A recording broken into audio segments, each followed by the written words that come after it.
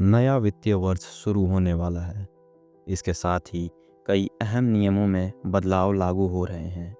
इन परिवर्तनों का असर आम नागरिकों की रोज़मर्रा की ज़िंदगी पर पड़ेगा, चाहे वह रसोई गैस की कीमत हो, बैंकिंग नियम हो या फिर टैक्स से जुड़े प्रावधान। आइए जानते हैं 1 अप्रैल 2025 से होने वाले इन बदलावों के बारे में। हर महीने की पहली तारीख को तेल कंपनियां एलपीजी सिलेंडर की कीमतों में बदलाव करती हैं। 1 अप्रैल को भी इस दिशा में कुछ नए संशोधन देखने को मिल सकते हैं, जहां 19 किलो वाले कमर्शियल गैस सिलेंडर की कीमतों में हाल ही में बदलाव हुआ है। वहीं 14 किलो के घरेलू गैस सिलेंडर की कीमतें लंबे समय से स्थिर बनी हुई हैं। नए वित्तीय वर्ष की शुरुआत के साथ आम उपभोक्ता को राहत मिलने की उम्मीद जताई जा रही है। इसके अलावा सीएनजी और पीएनजी की कीमतों में भी संशोधन संभव है। वहीं एटीएफ यानी एयर टरबाइन फ्यूल के दाम बढ़ने से हवाई यात्रा महंगी हो सकती है।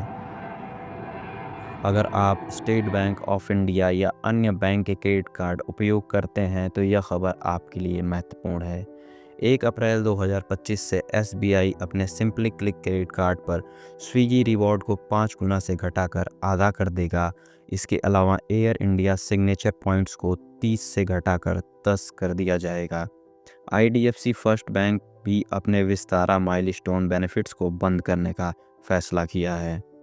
देश के सबसे बड़े बैंक भारतीय स्टेट बैंक और पंजाब नेशनल बैंक सहित कई अन्य बैंक अपने बचत खातों में न्यूनतम बैलेंस रखने के नियमों में बदलाव कर रहे हैं।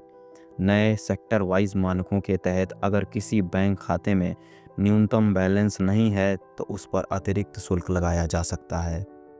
अगर आप अपने मोबाइल नंबर से जुड़े यूपीआई अकाउंट को लंबे समय से इस्तेमाल नहीं कर रहे हैं तो सावधान हो जाइए।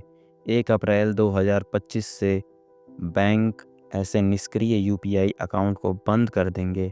इसलिए आप अपना अकाउंट सक्रिय रखना चाहते हैं तो जल्द ही कम से कम एक बार ट्रांजैक्शन कर लें।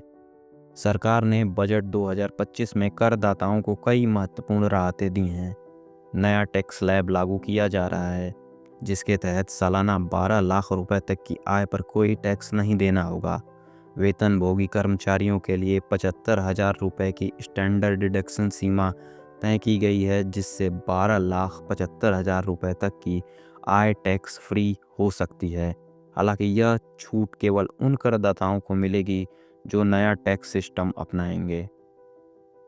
इसके अलावा वरिष्ठ नागरिकों के लिए बैंक ब्याज पर टीडीएस की सीमा बढ़ाकर 1 लाख रुपए कर दी गई है।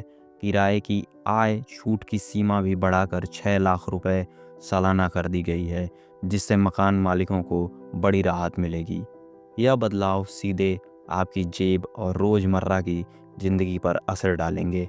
एलपीजी की कीमतों से लेकर बैंकिंग और टैक्स के नियमों में बदलाव हर आदमी को प्रभावित करेंगे।